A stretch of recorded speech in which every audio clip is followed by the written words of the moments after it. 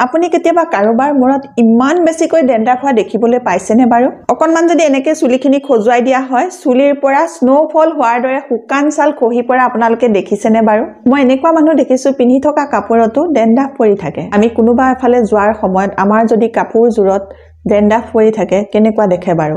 গতিকে ইমান বেছি ডেন্ড্ৰাফ ভাল নালাগে। এই বেছিকৈ ডেন্ড্ৰাফ হোৱা সমস্যাটো মোৰ ল'ৰাটোও হৈছিলে। মই তাক কি ৰিমেডি লগালোঁ, কি ৰিমেডি লগাই মই এই সমস্যাটো দূৰ কৰিলোঁ, সেইটোকে মই আজি আপোনালোকক এই ভিডিঅ'টোৰ যোগেদি শ্বেয়াৰ কৰিম। হাই ফ্ৰেণ্ডছ, আপোনালোক সকলোকে অসমীয়া হাউচৱাইফ চেনেলৰ নতুন এটা ভিডিঅ'লৈ স্বাগতম জনালোঁ। আশা ৰাখিছোঁ আপোনালোক সকলো ভালে আছে। আজি মই খুব বঢ়িয়া এটা ৰিমেডি লৈ আহিছোঁ, যিটো ৰিমেডি লগাই আপোনালোকে আপোনালোকৰ চুলিত যদি ডেন্ড্ৰাফ আছে মাত্ৰ এবাৰতে চাফা কৰিব পাৰিব। ভিডিঅ'টো ষ্টাৰ্ট কৰিম এতিয়া। ভিডিঅ'টো ষ্টাৰ্ট কৰাৰ আগতে আপোনালোকলৈ এটা ৰিকুৱেষ্ট আছে। আপোনালোকে যদি মোৰ এই অসমীয়া হাউচৱাইফ চেনেলটোলৈ নতুনকৈ আহিছে বা নতুনকৈ চাবলৈ আৰম্ভ কৰিছে, আগতে ছাবস্ক্ৰাইব কৰি থোৱা নাই, তেতিয়াহ'লে সোনকালে আহক আৰু মোৰ অসমীয়া হাউচৱাইফ চেনেলটো ছাবস্ক্ৰাইব কৰি লওক। ছাবস্ক্ৰাইব কৰিবলৈ হ'লে আপোনালোকৰ স্ক্ৰীনখনৰ তলতে থকা ছাবস্ক্ৰাইব বটনটো টিপি দিয়ক। ওচৰতে এটা বেল ওলাব, বেলটো টিপি দিব। তেতিয়া মোৰ আহিবলগীয়া সকলোবোৰ ভিডিঅ' নটিফিকেশ্যন আপোনালোকলৈ যাব আৰু আপোনালোকে বঢ়িয়াকৈ ভিডিঅ'সমূহ চাই থাকিবলৈ পাব। এই ৰিমেডিটোৱে মেজিকৰ দৰে কাম কৰিব। মাত্ৰ এবাৰ লগালে চুলিৰ পৰা ডেন্ড্ৰাফ চাফা কৰি দিব। সম্পূৰ্ণ ভিডিঅ'টো চাব আৰু বুজিব। যেতিয়া আপোনালোকে এই ৰিমেডিটো নিজে ব্যৱহাৰ কৰিব, তেতিয়া আপোনালোকে দেখিব যে এই যিবোৰ ডেন্ড্ৰাফ, এই ডেন্ড্ৰাফবোৰ পলুৱাই পঠিয়াবলৈ এই ৰিমেডিটো সক্ষম হৈছে। এই ৰিমেডিটো মাত্ৰ এবাৰ লগালে আপোনালোকৰ চুলি পুৰাটো ডেন্ড্ৰাফটো গুচি যাবই আৰু পুনৰ আপোনালোকৰ চুলিত ডেন্ড্ৰাফ কেতিয়াও নহ'ব। এই ৰিমেডিটো মই একদম চিম্পুল ঘৰুৱা বস্তুৱে বনাই দেখুৱাম। যিমান বেছিকৈ আপোনালোকৰ চুলিত ডেন্ড্ৰাফ নাথাকক, এবাৰতে চাফা হৈ যাব।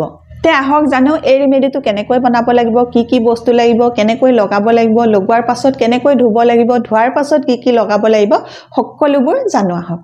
ইয়াৰ কাৰণে আমাক প্ৰথমেই লাগিব মিঠাতেল। মই আজি আপোনালোকক লগাই নেদেখুৱাওঁ, কাৰণ মোৰ মূৰত উফি একেবাৰে নাই, সেইকাৰণে মই লগাই নেদেখুৱাওঁ। মই আপোনালোকক কমহে, আপোনালোকৰ যাৰ চুলিত উফি আছে বা মূৰত উফি আছে আপোনালোকে বনাব আৰু লগাব।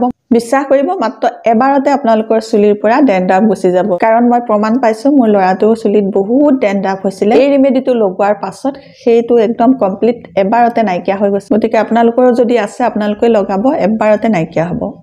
তাৰ কাৰণে লাগিব মিঠাতেল।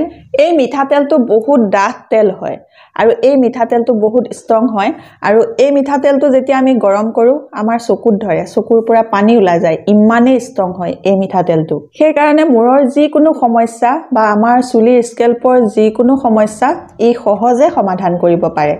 কিছুমান মানুহৰ চুলি খুব পাতল হয়। যিসকল মানুহৰ চুলি পাতল, আপোনালোকে এই মিঠাতেলটো লগাওঁতে অকণমান সাৱধান হ'ব লাগিব। যদি আপোনালোকৰ চুলি পাতল, যদি আপোনালোকৰ চুলিত ডেন্ড্ৰাফ আছে, তেতিয়াহ'লে আপোনালোকে এই মিঠাতেলটো ডাইৰেক্ট নলগাব বা এই ৰিমেডিটো ডাইৰেক্ট নলগাব। সেইকাৰণে আপোনালোকে কি কৰিব, এই মিঠাতেলৰ লগত বেলেগ পাতল তেল এটা মিক্স কৰি আপোনালোকে চুলিৰ গুৰিত লগাই প্ৰথমতে কমফৰ্টেবল হৈ ল'ব লাগিব।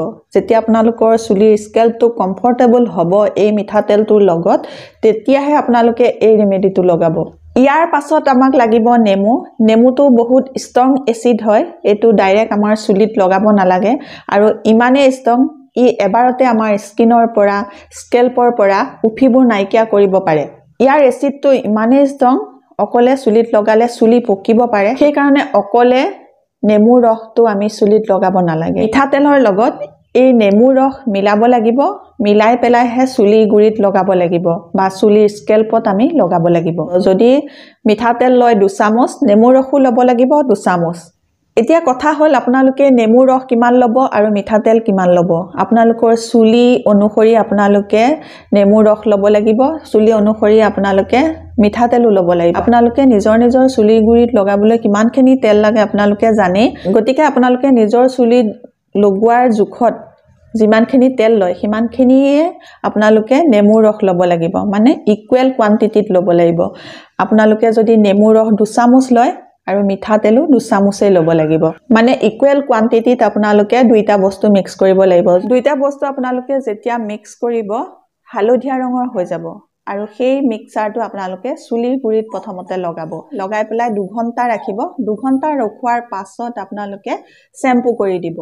শ্বেম্পু কৰাৰ পাছত আপোনালোকে দেখিব কমপ্লিট আপোনালোকৰ চুলিৰ গুৰিৰ পৰা এই ডেণ্ড্ৰাফবোৰ গুচি গৈছে আৰু যিসকল মানুহৰ খুব বেছিকৈ ডেণ্ড্ৰাফ হয় একদম ওপৰৰ যেটো চামৰা উঠি উঠি আহে আপোনালোকে এই অইলটো লগোৱাৰ পাছত খুব ধুনিয়াকে আঙুলিৰে অকনমান নখেৰে লাহে লাহে লাহে লাহে বেছিকৈ নহয় লাহে লাহে লাহে লাহে মাসাজ কৰি দিব তেতিয়া সেই ছালটো কোমলিব তেতিয়া কি হ'ব 2 ঘণ্টাৰ পাছত আপোনালোকে যেতিয়া শ্যাম্পু কৰিব সেই শ্যাম্পু কৰিলে আপোনালোকৰ চুলিৰ পৰা সেই ডেণ্ড্ৰাফবোৰ গুচি যাব ইয়াৰ পাছত আকৌ পুনৰ ডেণ্ড্ৰাফ নহবৰ কাৰণে আপোনালোকে কি কৰিব চুলিৰ গুৰিত অৰ্গেনিক যেটো aloe vera gel pure aloe vera gel আপোনালোকে সেইটো বজাৰত পাব কিনিবলৈ সেইটো বগা ৰঙৰ হয় সেই এলোভেৰা জেলটো আনি পেলে আপোনালোকে চুলিৰ গুৰিত লগাই ৰাখিব আৰু সেই এলোভেৰাই কি কৰিব আপোনালোকৰ চুলিৰ স্কেল্পটো ময়শ্চাৰাইজ কৰি ৰাখিব আৰু তেতিয়া আপোনালোকৰ চুলিৰ গুৰিত ডেণ্ড্ৰাফ আকৌ পুনৰ নহব আৰু আপোনালোকৰ ঘৰত যদি